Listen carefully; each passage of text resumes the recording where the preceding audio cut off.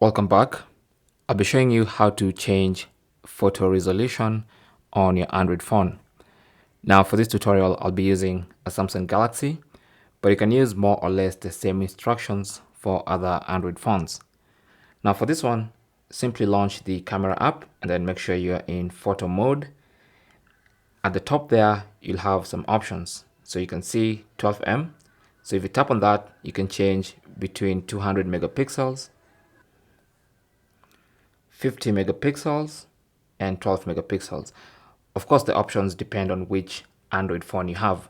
I'm using the S23 Ultra, which has all these options, but the resolution changes depending on what phone you have. Okay, so you get different options for different Android phones.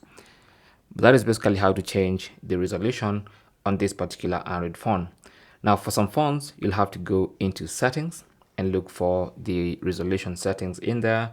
But for this one, you just have to do it on the main viewfinder of the camera app. Thanks for watching.